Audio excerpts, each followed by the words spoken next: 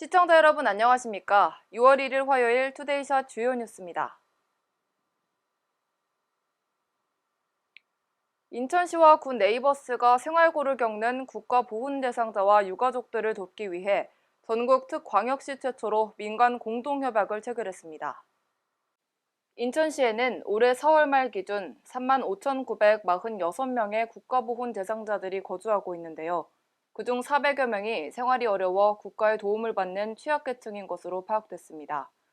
이번 협약으로 인천시와 군 네이버스는 생활에 필요한 물품 지원뿐만 아니라 취약가정의 청소년들이 미래의 목표를 이룰 수 있도록 꿈 지원단 사업도 병행 추진할 예정입니다. 한편 이날 협약식에서는 군 네이버스 인천지역 후원회에서 마련한 3중 덴탈 마스크 만장 전달식도 가져 그 의미와 가치를 더욱 값지게 했습니다. 이재명 경기도지사가 SNS를 통해 초과 세수로 추경재원이 발생했다고 한다며 당정청에 지역화폐형 제2차 전국민 재난지원금 지급을 요청드린다고 밝혔습니다.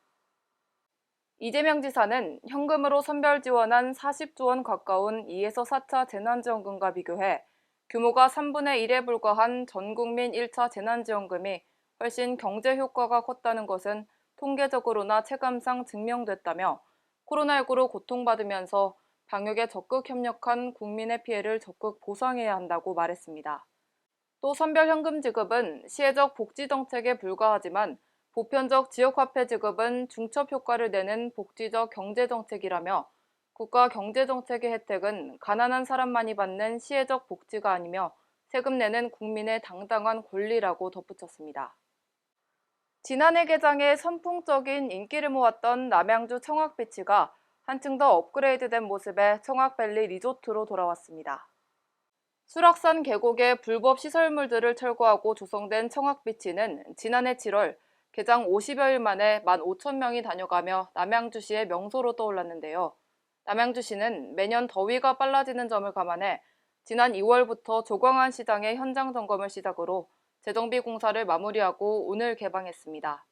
새 단장한 청학밸리 리조트는 아이들이 모래놀이를 즐길 수 있는 청학비치를 1개소에서 2개소로 늘리고 미끄럼 방지 화강석 계단과 물놀이 여울 2개소, 그늘막 등이 추가로 설치돼 시민들이 안전하고 즐거운 물놀이를 즐길 수 있습니다. 이건희 미술관 용인유치시민추진위원회가 출범식을 갖고 본격적인 활동을 시작합니다. 이건희 미술관 용인유치시민추진위원회는 이건희 미술관 유치를 위해 용인시민을 비롯해 용인예총, 용인문화원 등 지역의 53개 단체가 자발적으로 나서 구성했습니다. 시민추진위는 참여단체 확대는 물론 이건희 미술관 유치를 위한 범시민 서명운동과 릴레이 캠페인 등을 전개하기로 했습니다.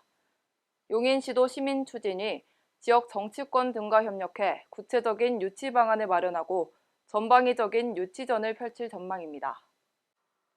인천시가 제26회 바다의 날을 맞아 영종도 마시안해변에서 바르게 살기 운동협의회와 함께 바다 환경보호 캠페인을 시작했습니다. 행사는 박남춘 인천시장, 신은호 인천시 의회 의장 등이 참석한 가운데 선포식을 시작으로 선언문, 실천강령 발표, 위원장 위촉 등과 걸으면서 해양 쓰레기를 수거하는 플로깅 행사 등이 진행됐습니다. 바르게 살기 운동협의회에서는 이번 선포식을 시작으로 매월 전국 각지에서 해안 정화 활동 전개와 온라인을 통한 인식 전환 캠페인을 펼칠 계획입니다. 인천시도 앞으로 주기적인 해안 정화 활동을 추진함과 동시에 민간단체에서 주도하는 해안 정화 활동도 적극 지원할 예정입니다. 일간경기TV 투데이샷 오늘 준비한 소식은 여기까지입니다. 오늘 전해드린 소식 중 이건희 미술관 유치에 관한 내용 전해드렸죠. 힘들어도 웃어라. 절대자도 웃는 사람을 좋아한다. 남의 잘됨을 축복하라. 그 축복이 메아리처럼 나를 향해 돌아온다 등 고 이건희 회장의 명언 대부분은 크게 특별한 건 없지만 매일 지키기는 어려운 내용이 대부분이었던 것 같습니다. 저 또한 시간이 흐르더라도 초심 잃지 않는 모습 보여드리도록 노력하겠습니다. 내일 다시 찾아뵙겠습니다. 시청해주신 여러분 고맙습니다.